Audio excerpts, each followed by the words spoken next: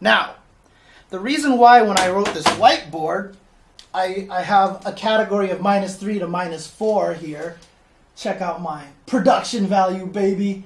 So I put it down as unsafe, but then I also have a -5 category as very unsafe. The reason why you make that distinction is because when you're -3 or -4, in general, that means you are getting punished only by the fastest of the fast moves in this game. A lot of characters don't have 3-frame uppercuts like Ryu does, right? And in fact, let me go over here to the frame data and bust out. So I'm going to go over here to Laura, and I'm going to change Laura to Nash.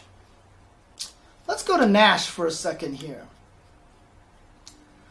Let's take a look at his frame data here, okay? Not counting jumping attacks, because these happen in the air, not on the ground. The startups of his moves are 4, 6, 7, 4, 8, 9, 4, 6, 9, 4, 8, 8. Okay, let's look at his unique attacks. 7, 13, 22, 13. Let's look through all these moves. Interesting. Let's look through all of his special moves. Interesting. Not counting jump jab, because that's in the air, not on the ground. He doesn't have a single move that starts up in 3 frames. He does not have a move that starts up in 3 frames. That means if I'm Ryu and I walk up and do crouching medium kick on Nash, there's really nothing Nash can do. He has to hold that, right? He can't punish it at all. Unlike Ryu, who can jab uppercut it. This is actually one of the reasons why you'll see a lot of people say that they don't think Nash is top tier. Because he doesn't have a 3-frame move.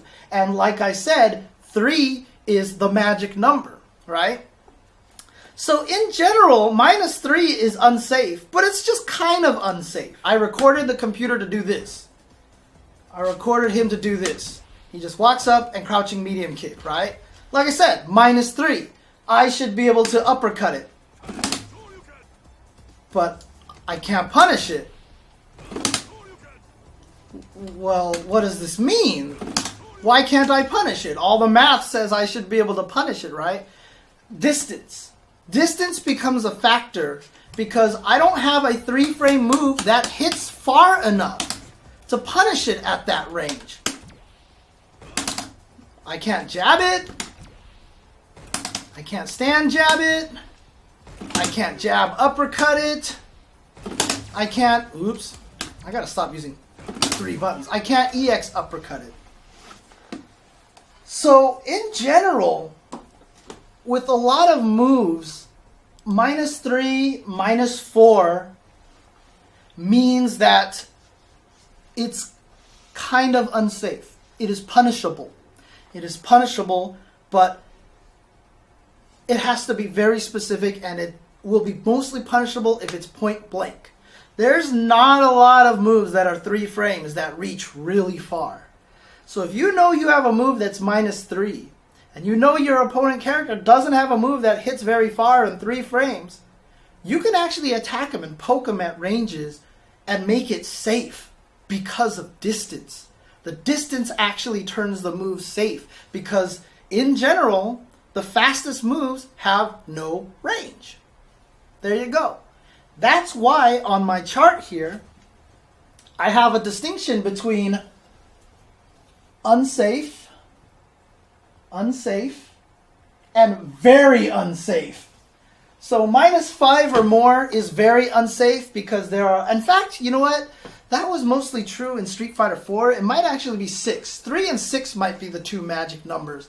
Because if we go back to the frame data over here, you'll actually notice one thing, that most medium buttons have a startup of 6.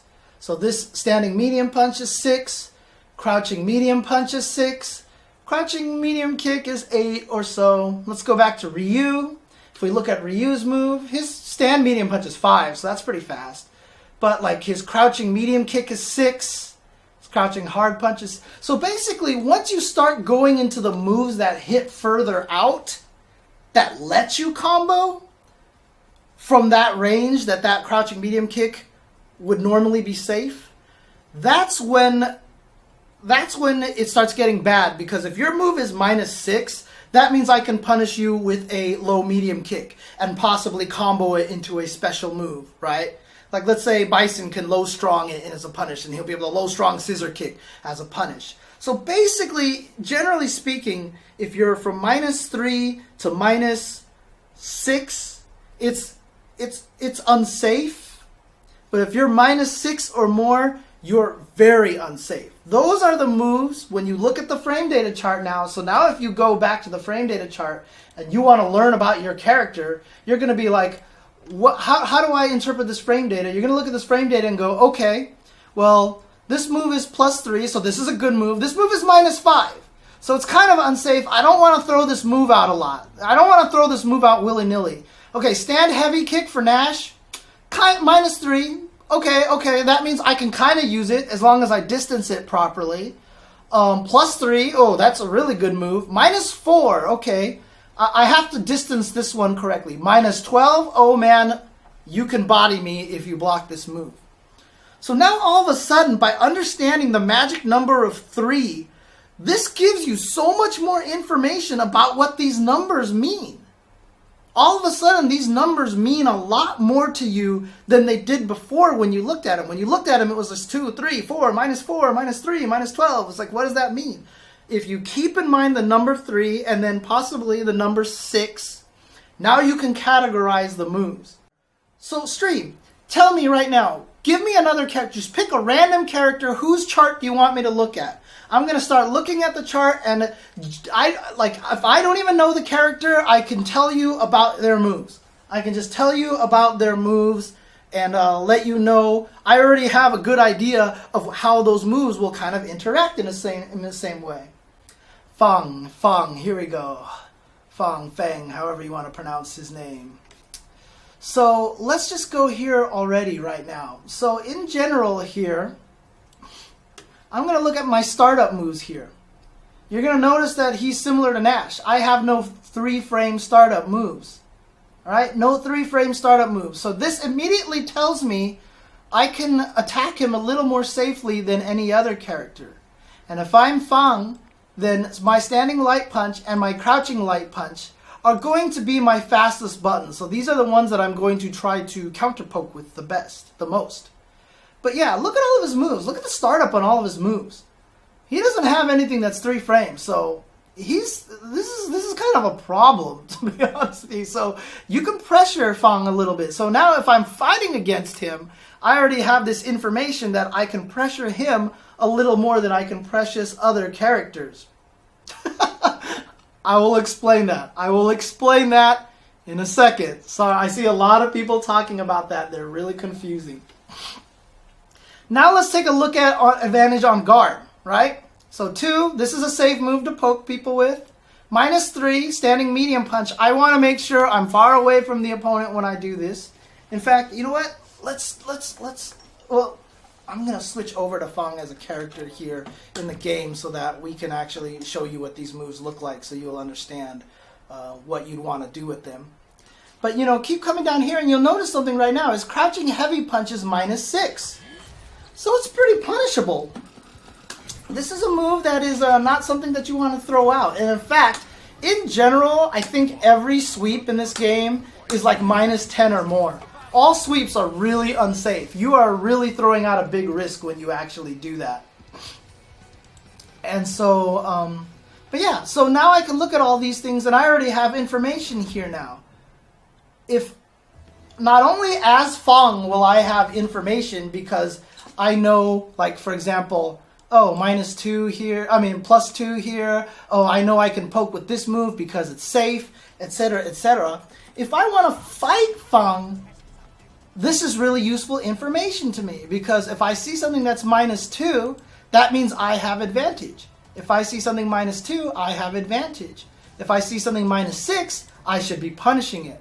So now you know how to defeat, you know how to punish your opponents and such.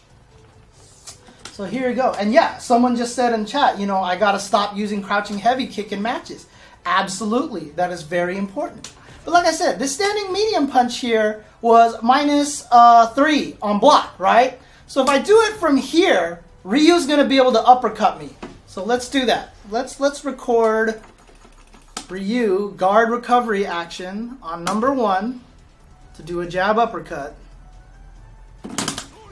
Jab uppercut, right? So now let's set that to turn on. So now every time I make him block, he's going to uppercut.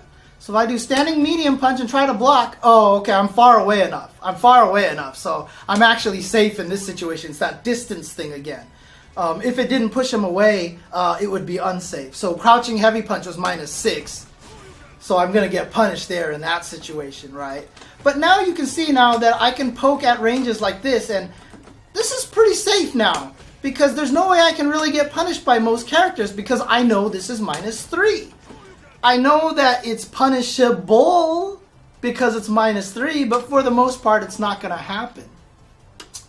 All right, let's go back over here. If you guys are wondering what that notation meant over here, come on, XSplit. There we go. So 2 parentheses 5 2. What the heck does that mean, right? Standing medium punch 2 5 2. What does that mean? What does that mean? Well, let's go back to see what he does over here. You notice that it's 2 hits, right? So I'm going to set the computer to not guard. 2 hits. Basically what that notation means is that I have 2 active frames that will hit, which is the first hit. Then there's 5 frames in between that and the next 2 active frames. So he actually animates very slightly in between the hits, and it's 5 frames worth of animation. So that's what all that notation means is when you see those parentheses, that means there are more. It's like startup frames for the second hit, basically. So the startup frame for the first hit is 7. The startup frame for the second hit is 5. So now basically you've got 7 frame startup, then it hits for 2 frames. Then all of a sudden there's a 5 frame hole, and then he hits for 2 frames again. That's basically all that notation means. But there you go. That's how you interpret these numbers here. That's how you interpret these numbers and how looking at frame data will help you. As long as you understand that the magic number is 3. Because as long as you keep 3 in your mind, you'll be able to really, really get how these moves affect the match.